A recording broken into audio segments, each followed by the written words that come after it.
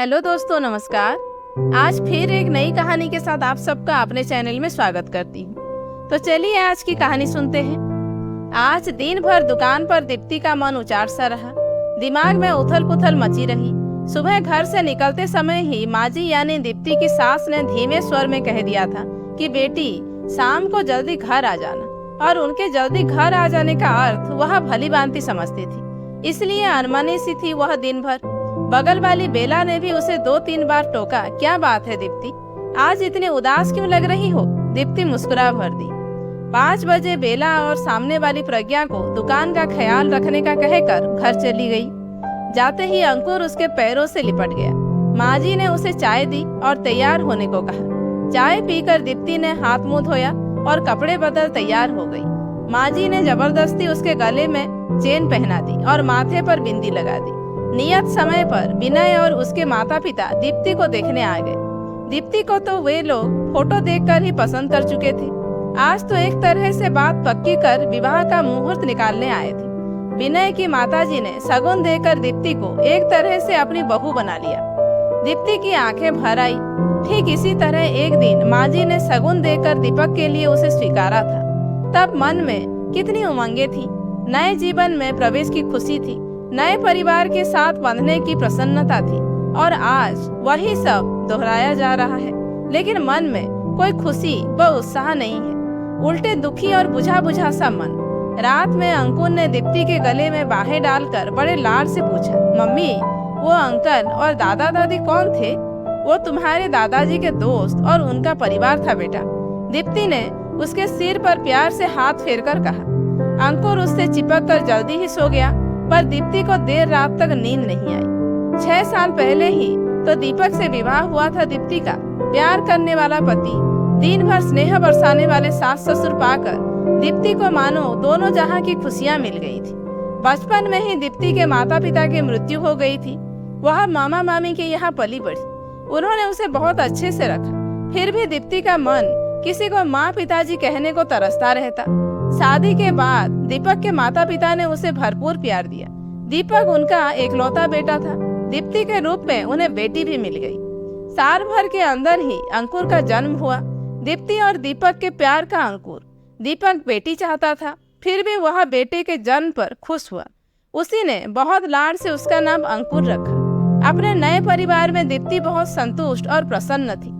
सबके प्यार व अंकुर के लालन पालन में वह अपने बचपन के अभावों और माता पिता की असमय हुई मृत्यु के हादसे को भूल गई थी। अब जीवन से दीप्ति को कोई शिकायत नहीं थी। इस तरह से सुख समृद्ध और संतुष्ट थी वह। लेकिन क्रूर होने को दीप्ति का यह सुख रास नहीं आया। मामूली से बुखार में एक दवाई के रिएक्शन से दीपक की हालत ऐसी बिगड़ी कि मात्र 3 दिनों में ही वह चल बसा। दीप्ति का मस्तिष्क शून्य हो गया। 4 दिन पहले का हंसता खिलखिलाता दीपक यूं अचानक ही चला गया कि आज दुनिया में कहीं उसका नामो निशान तक बाकी न रहा। दीप्ति की दुनिया उजड़ गई। नन्हे अंकुर का रोना भी उसको सुनाई नहीं देता था। मात्र 2.5 साल का ही तो था वह, और उसके सिर से पिता का साया उठ गया। दीपक के माता पिता ने अपने दिल पर पत्थर रखकर इस हादसे को बर्दाश्त किया और अंकुर व दीप्ति को संभालने में अपना गम भुलाने लगे। महीनों बाद दीप्ति थोड़ी संभली और अंकुर की देखभाल में अपना समय काटने लगी। उनके घर के पास एक छोटा बाजार था, जहां ऊपर वाली मंजिल पर महिला मार्केट था। वहां बहुत सारी गृहिणियां अपना व्यवसाय चलाती थी। कोई पार्लर, बुटीक तो कोई सिलाई पेंटिंग क्लास। घरेलू काम से निवृत्त होकर औरतें अपनी अपनी दुकानों पर आ जाती। सब सहेलियां बैठी रहती, आपस में दुख सुख भी बांट लेती और कुछ रचनात्मक काम भी हो जाता। दीप्ति के ससुर जी ने भी उसे वहाँ एक दुकान दिलवा दी। दीप्ति नियम से अंकुर को स्कूल भेजकर दुकान पर आ जाती। दिन भर ग्राहकों में और आसपास की औरतों से बातें करने में बीत जाता। बेला और प्रज्ञा से तो उसकी अच्छी घनिष्ठता हो गई थी। अब वह फिर से सामान्य होने लगी थी, लेकिन माँ और पिताजी को उसके भविष्य की चिंता सताने लगी थी। वे उसके पुनर्विवाह के लिए लड़का ढूंढने लगे। उनकी चिंता भी स्वाभाविक ही थी, क्योंकि वह मात्र 26 साल की ही तो थी। बाहर से जिंदगी वह अकेली कैसे काटती? दीप्ति दोबारा विवाह करने के लिए बिल्कुल तैयार न थी, पर सास ससुर के तर्कों और याचना के आगे उसे झुकना पड़ा। 2-4 जगह खोज खबर के बाद उन्हें विनय और उसका परिवार बहुत अच्छा लगा। सारी बातें तय हो गई, विवाह की तिथि पक्की हो गई। तब एक दिन माँ ने बताया कि विनय अंकुर को अपनाने को तैयार नहीं है। दीप्ति पर तो मानो वज्रपात ही हो गया। उस मासूम से तो पिता का प्यार छीन ही लिया किस्मत ने, अब माँ भी छीन जाएगी। माँ, मैं यह विवाह नहीं करूँगी, मैं अंकुर से अलग नहीं रह सकती। विनय से कहिए अगर मुझसे विवाह करना है तो मेरे अंकुर को भी अपनाना पड़ेगा, वरना इस रिश्ते में मुझे कोई दिलचस्पी नहीं है। दीप्ति ने साफ सपाट शब्दों में कह दिया। ऐसा मत बोल बेटी, हम हैं ना अंकुर के साथ। सब जगह तुम्हारे विवाह की खबर हो चुकी है और मुझे विश्वास है कि तुम अपने अच्छे व्यवहार से विनय का मन जीत लेगी तो एक दिन वह अंकुर को अवश्य अपना लेगी। तब अंकुर को माँ पिता दोनों मिल जाएंगे। माँ ने दीप्ति को समझाया। बेबस दीप्ति माँ के तर्कों के आगे हार गई और उनके गले लगकर रो दी। अंकुर के बारे में सोचकर उसका कलेजा मुंह को आने लगा। 15 दिन बाद ही एक सादे समारोह में दीप्ति और विनय का विवाह हो गया। कुछ दिन विनय के माता पिता दोनों के साथ रहे, फिर वापस दिल्ली चले गए। दीप्ति नए घर, नए परिवेश और नए रिश्ते में अपने आप को ढालने का प्रयत्न करने लगी। विनय बहुत समझदार, प्यार करने वाला और ध्यान रखने वाला जीवन साथी था। दीप्ति बहुत खुश थी, बस यही बात रह रहकर उसे कचोटती रहती थी कि काश विनय उसकी ममता की तड़प को भी समझ पाता और अंकुर को भी अपना लेता। वैसे दीप्ति को इस बात की तसल्ली थी कि विनय उसी शहर में रहता था। उसके ऑफिस जाते ही घर के काम करके वह अपनी दुकान पर चली जाती। स्कूल से अंकुर को भी पिताजी दीप्ति के पास छोड़ जाते। दोपहर भर दीप्ति अंकुर के साथ समय बिता लेती, उसे लाड प्यार कर लेती। लेकिन शाम को जब वह वापस घर आने लगती तब अंकुर वासा होकर उसका पल्लू पकड़ लेता। तब दीप्ति का कलेजा तार तार हो जाता। बड़ी मुश्किल से वह भरी आंखों से फिर मिलने का वादा कर उसे विदा लेती। रात भर अंकुर का रोता चेहरा उसके सामने घूमता रहता और वह सो नहीं पाती। कुछ महीने इसी तरह बीत गए। एक दिन दीप्ति को पता चला कि वह माँ बनने वाली है। विनय की खुशी का ठिकाना ना रहा। वह दीप्ति का हर तरह से ख्याल रखता। कुछ और महीने बीतने पर दीप्ति का दुकान पर जाना बंद हो गया और अंकुर से मिलने का जरिया भी। कभी कभी माँ पिताजी अंकुर को दीप्ति के घर ले आते, पर रोज रोज तो यह संभव न था। उसका हृदय विकल रहता। नियत समय पर दीप्ति ने एक बेटे को जन्म दिया। इस समय विनय के माता पिता उसके पास आ गए। जब नन्हा 3 महीने का हो गया तो वे लोग वापस चले गए। अब दीप्ति दिन भर नन्हे के देखभाल में लगी रहती। नन्हे की देखभाल के दौरान उसे हर पल अंकुर का लालन पालन याद आता और वह तड़प उठती। वह दोपहर में अक्सर नन्हे को सीने से लगाकर अंकुर की याद में रोती रहती। उसके मन में अंकुर के बचपन की स्मृतियां सजीव हो जाती। वह उसकी मासूमियत भरी बातें सुनने को तरस जाती। जीवन साथी मिलने पर और दोबारा माँ बनने के बावजूद वह अधूरी थी। विनय ऑफिस से आकर घंटों नन्हे के साथ खेलता रहता। रात में भी उठकर उसे संभालता, उसे घुमाने ले जाता। नन्हा अब 5 महीने का हो गया था। उसकी किलकारी से घर गूंजता रहता। नन्हे को वैक्सीन लगवाने के बाद दीप्ति घर लाई तो उसे बुखार हो गया। वह सारा दिन रोता रहता और चिड़चिड़ करता रहता।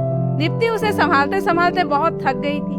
विनय, आप अगर इजाजत दे तो मैं कुछ दिनों के लिए माँ के यहाँ हो आऊँ, वहाँ नन्हे की देखभाल भी ठीक से हो जाएगी। उसने विनय से पूछा।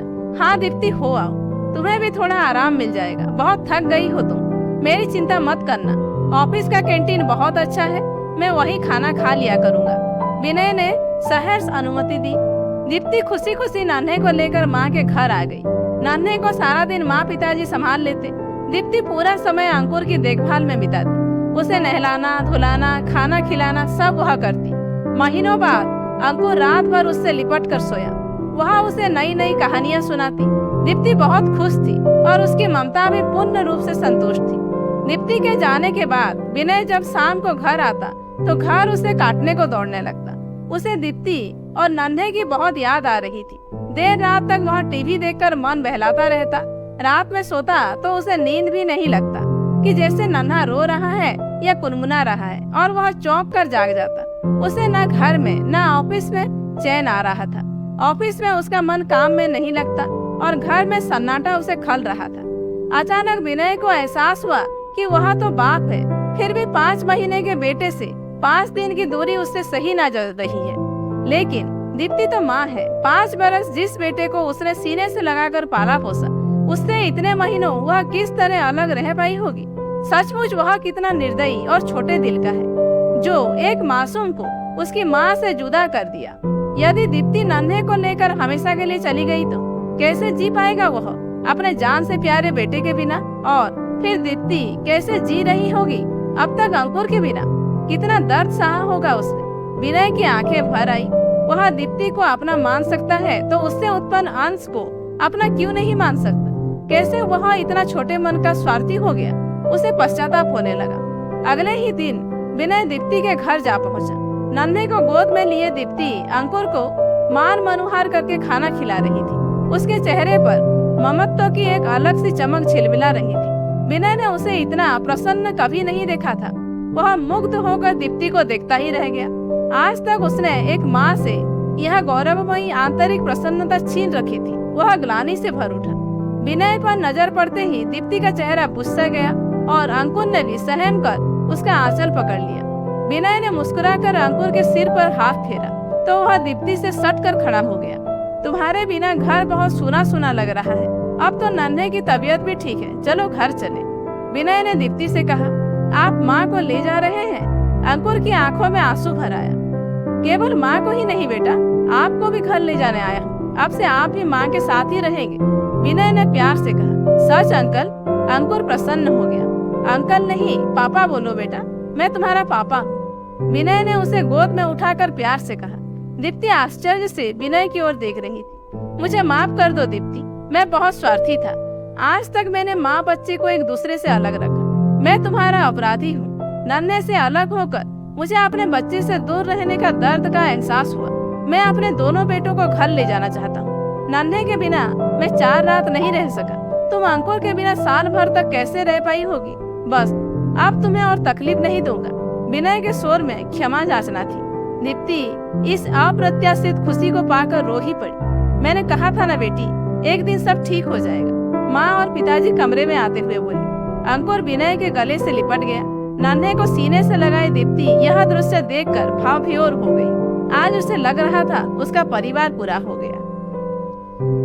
तो दोस्तों, आज की कहानी यहीं पर समाप्त होती है। कहानी कैसी लगी कमेंट करके जरूर बताइए। अच्छी लगी हो तो एक लाइक कर दीजिए, जानने वालों को शेयर कीजिए और ऐसे ही वीडियोज आगे देखने के लिए मेरे चैनल को सब्सक्राइब जरूर कीजिए।